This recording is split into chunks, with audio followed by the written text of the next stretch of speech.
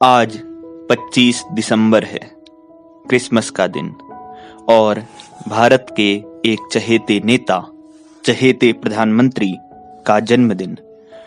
मैं बात कर रहा हूं उस प्रधानमंत्री की जिसे पद पर रहते हुए नेहरू के बाद कश्मीर का सबसे ज्यादा प्यार मिला, और मैं बात कर रहा हूं उस कूटनीतिज्ञ की जिसे तत्कालीन पाकिस्तानी प्रधानमंत्री नवाज शरीफ तक ने कहा था कि आप तो पाकिस्तान में भी चुनाव जीत जाएंगे।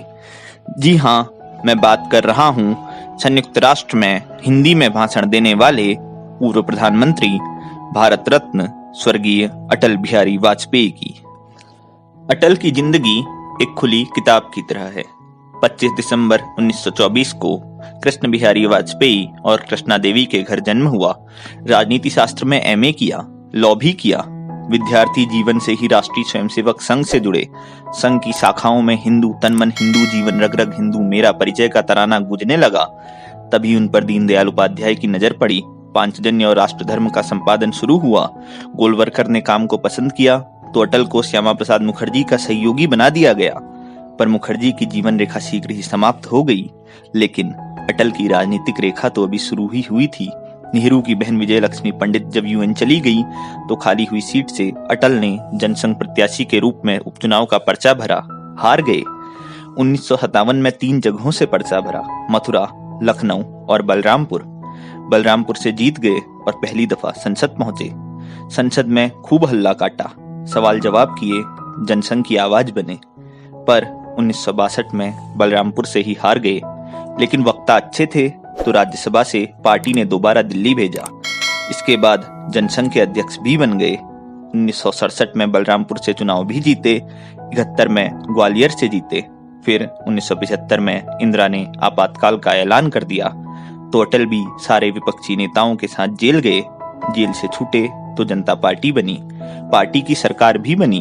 अटल विदेश मंत्री बने, संयुक्त राष्ट्र में हिंदी में भाषण दिया, एक चर्चित बयान दिया कि हम अपने दोस्त तो चुन सकते हैं पर पड़ोसी नहीं।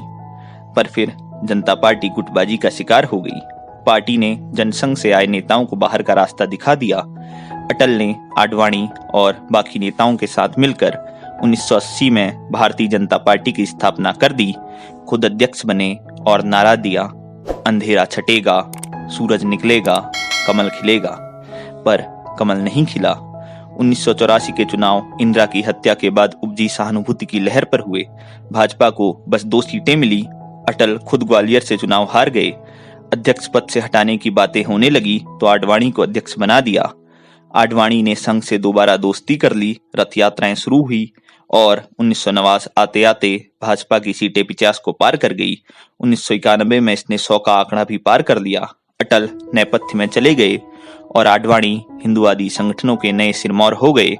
बाबरी मस्जिद विध्वंस के बाद आडवाणी ने लोकसभा से इस्तीफा दे दिया तो अटल को संजीवनी मिली, दोबारा नेता प्रतिपक्ष बने। फिर आडवाणी ने नारा भी दे दिया कि सबको देखा बारी बारी, अब की बारी अटल बिहारी, और वाजपेयी की बारी आ भी गई। 96 में 13 दिन के लिए प्रधानमंत्री बने, 98 में दूसरी बार 13 महीने के लिए और फिर 98 में ही तीसरी बार 4.5 साल के लिए प्रधानमंत्री बने। 2004 का आम चुनाव समय से 6 महीने पहले कराया पर हार गए। स्वास्थ्य भी खराब रहने लगा था तो राजनीति से विश्राम लिया। फिर लंबे समय तक बहुत अधिक बीमार रहे और अंततः 16 अगस्त 2018 को इस लोक को त्याग गए। अपने 93 वर्ष के जीवन काल में अटल अजातशत्रु बने रहे। उनके लिए विपक्षी नेता भी कहते थे कि यह आदमी तो ठीक है पर पार्टी गलत है। लेकिन एक बार उनकी पार्टी के एक बड़े नेता ने कहा था कि यह आदमी ही गलत है, इसने हमारे राष्ट्रीय अध्यक्ष को मरवाया है। आज की कहानी अटल की जिंदगी के इसी पहलू पर है। नमस्कार, मेरा नाम क्षितिज है और आप देख रहे हैं चुनावनामा की विशेष सीरीज सियासत, सत्य एवं असत्य के बीच की कहानी।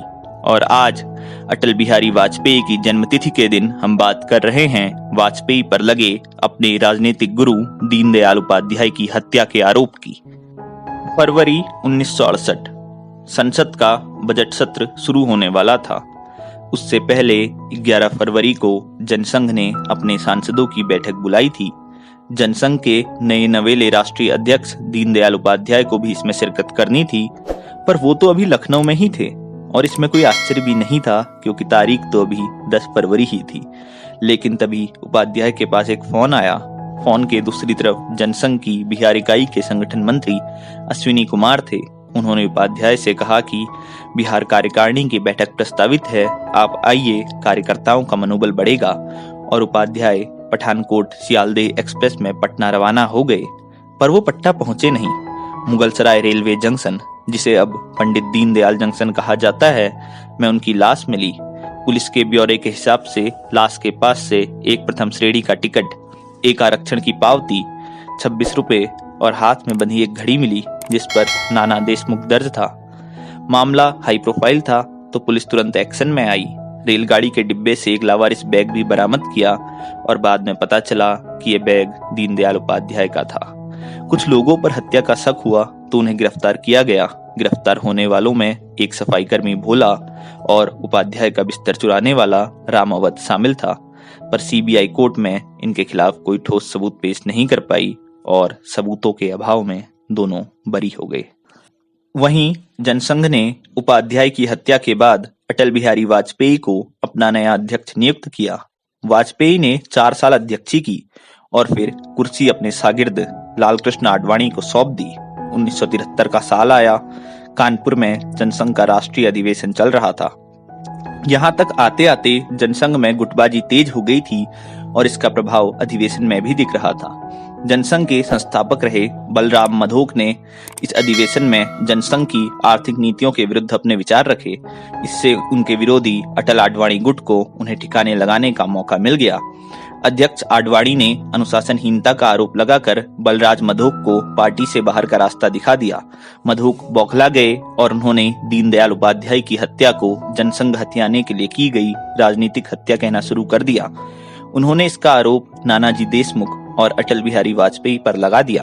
अपनी बात को और अधिक बल देने के लिए बाद में मधोक ने अपनी आत्मकथा जिंदगी का सफर में लिखा कि जनता पार्टी सरकार के दौरान सुब्रमण्यम स्वामी ने मोरारजी देसाई से दीनदयाल उपाध्याय की हत्या की जांच की मांग की थी, परंतु वाजपेयी ने इस जांच को रुकवा दिया।